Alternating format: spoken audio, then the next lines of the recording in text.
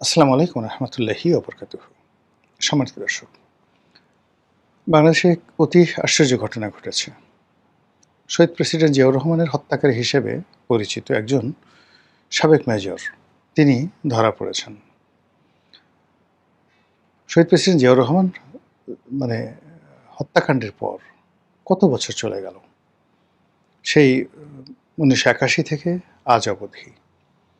সেই ১৯৮১ থেকে ৯১, ১০ বছর, ২০০১ ২০ বছর, তারপরে ২০১১ ৩০ বছর, ২০১১ পর ২০২১ ৪০ বছর, প্রায় ৪৫ বছর পরে। তো ৪৫ বছর পরে একজন হত্যাকারীকে ধরা হয়েছে এবং তাকে এখন ক্যান্টনমেন্টে নেওয়া হয়েছে। আমি জানি না যে আলটিমেটলি এখন এই যে তাকে যে গ্রেপ্তার করা হলো, সেই গ্রেপ্তার করার পেছনে কি কি নাটক রিয়েলি রয়েছে। ২ নম্বর হলো যে এই কাজটি এই মুহূর্তে কে করেছেন, কেন করেছেন, কী কারণে করেছেন? This is a huge question. দ্বিতীয়ত যে বিষয়টি হলো যে এই ঘটনার সঙ্গে আমাদের সেনাবাহিনী কতটা জড়িত, বিএনপি কতটা জড়িত, কিংবা বিদেশি চক্রান্ত কতটা জড়িত, এটা আমরা জানি না। তবে এতকাল পরে এই ঘটা করে এই সময়টিতে শহীদ প্রেসিডেন্ট জিয়াউর রহমানের একজন হত্যাকারীকে যেভাবে গ্রেপ্তার করা হলো, এটা রাজনীতিতে ভীষণ রকম সাসপেন্স তৈরি করবে, রোম্যান্স তৈরি করবে, অনেকগুলো উইন্ডো খুলে দেবে চক্রান্তের, এবং সরকারের বিপদ এবং বিপত্তি বাড়িয়ে দেবে। এই মুহূর্তে সরকারের যে সকল গুরুত্বপূর্ণ কাজ রয়েছে, সেই কাজগুলো থেকে সরকারের যে মন এবং মানসিকতা একটা নির্দিষ্ট জায়গাতে ডাইভার্ট করে দেওয়া হলো। এখন ধরুন, যদি এই ভদ্রলোকের বিচার সরকার ঠিকমতো না করে, তাহলে সবাই বলবে যে তারেক রহমান সাহেব তার পিতার হত্যাকাণ্ডের বিচার চাচ্ছেন না।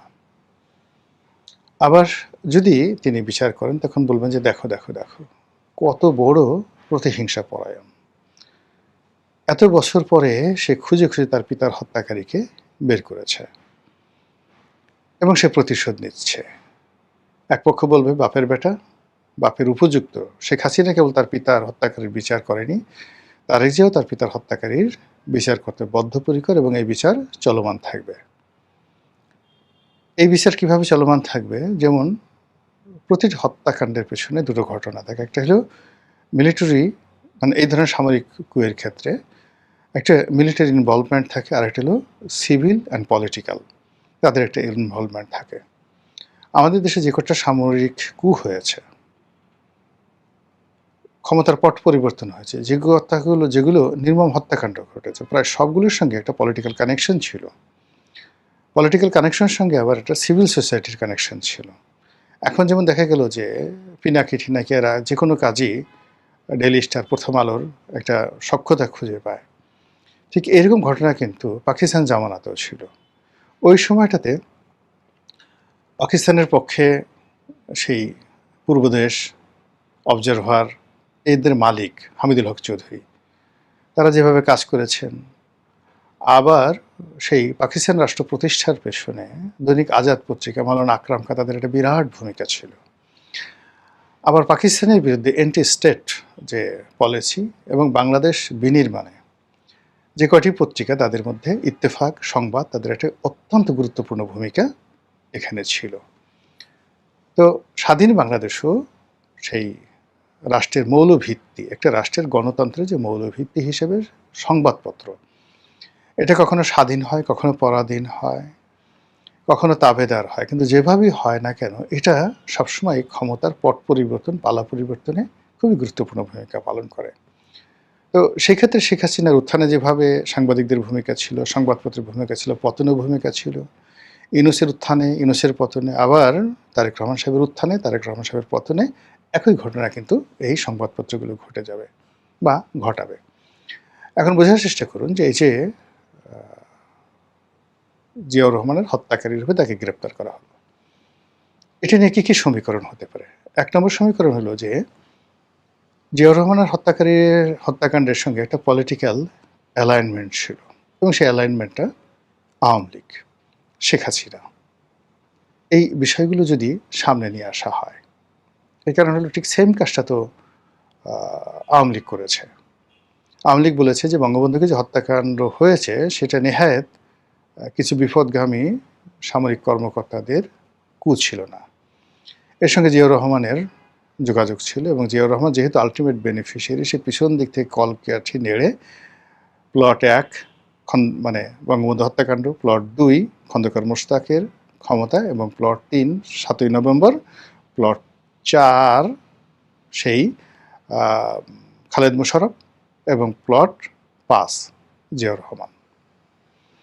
এই যে প্লটগুলো সে সাজিয়েছে এটা আওয়ামী লীগ তৈরি করেছে।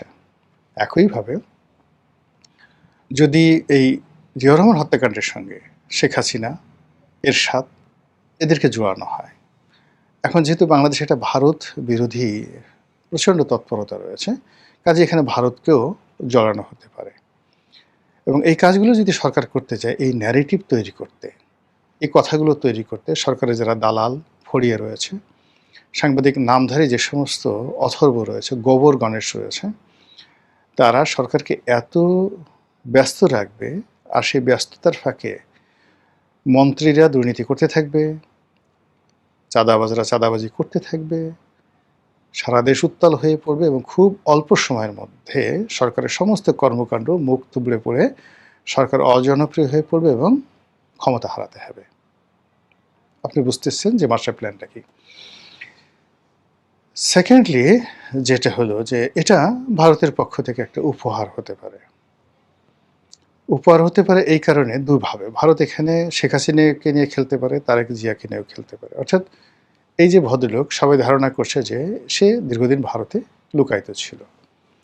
ইতিপূর্বে ক্যাপ্টেন মাজিদ নামক একজন ভদ্রলোককে ভারত উপহার দিয়েছিল শেখ হাসিনাকে, যখন শেখ হাসিনার সঙ্গে তাদের সম্পর্ক উন্নয়নের দরকার ছিল। ঠিক এই সময়টাতে বাংলাদেশ এবং ভারতের সম্পর্ক তলানিতে, বিএনপির সঙ্গে তারেক জিয়ার সঙ্গে দিল্লির সম্পর্ক আরও তলানিতে, আমাদের যে মিলিটারি পয়েন্ট অফ ভিউ বা নিরাপত্তার যে বিষয়গুলো রয়েছে, এদেশের দক্ষিণপন্থার উত্থান ইত্যাদি বিষয়গুলো যদি আপনি কল্পনা করেন, সব মিলিয়ে আপনি দেখবেন যে we are passing a very critical time, যেটা কখনই আমাদের ইতিহাসে অতীতে ছিল না। তো সেই দিক থেকে ভারত যে কোনো মূল্যে বর্তমান সরকারের কাছাকাছি আসতে চাচ্ছে এবং সেই কাছাকাছি আসতে গিয়ে যদি এইরকম একটা ঘটনা ঘটিয়ে থাকে, তারা উপহার দিয়ে থাকে তারেক রহমানকে খুশি করার জন্য, তাহলে সেটি হজম করার ক্ষমতা তারেক রহমান সাহেবের নেই। এবং এই কাজ করতে গিয়ে সেনাবাহিনীর মধ্যে বিভেদ তৈরি হবে, বিসংবাদ তৈরি হবে, অনেকগুলো কেসে সাপ বের হয়ে যাবে এবং সরকার আলটিমেটলি বিপদে পড়বে। তো সব মিলিয়ে অবস্থার দৃষ্টি মনে হচ্ছে ঘটনা যেদিকেই যাক না কেন, এটি আলটিমেটলি সরকারের জন্য ভালো কোনো ফলাফল বয়ে আনবে না। এটা কেবলই মাত্র একটার পর একটা ফাঁদ তৈরি করা হচ্ছে সরকারকে বিপদে ফেলার জন্য, বিপত্তিতে ফেলার জন্য। আর সরকার ঘটনাগুলো এমনভাবে ঘটছে অনেকটা সেই 10টা কষ্ট মামলার মতো, ডান দিকে গেল বিপদ, বাম দিকে গেল বিপদ, এবং এখানে ভারতের চাল হতে পারে, চীনকে পিছনে ফেলার চেষ্টা হতে পারে, এরকম নানা রকম ঘটনা কিন্তু ঘটতে পারে। এবং সেই জিনিসগুলোই এই ভদ্রলোককে এই মুহূর্তে গ্রেপ্তার করিয়ে বিএনপিকে দিয়ে এমন কিছু করানোর চেষ্টা করা হচ্ছে, যার ফলে রাজনীতির যে স্ট্যাবিলিটি, ফরেন পলিসির যে স্ট্যাবিলিটি, সামরিক নীতির যে স্ট্যাবিলিটি, এগুলো সব তছনছ হয়ে যাওয়ার আশঙ্কা দেখা দিয়েছে। মহান আল্লাহ আমাদের সবাইকে হেদায়েত দান করুন এবং হেফাজত করুন। আসসালামু আলাইকুম ওয়া রাহমাতুল্লাহি ওয়া বারাকাতুহু।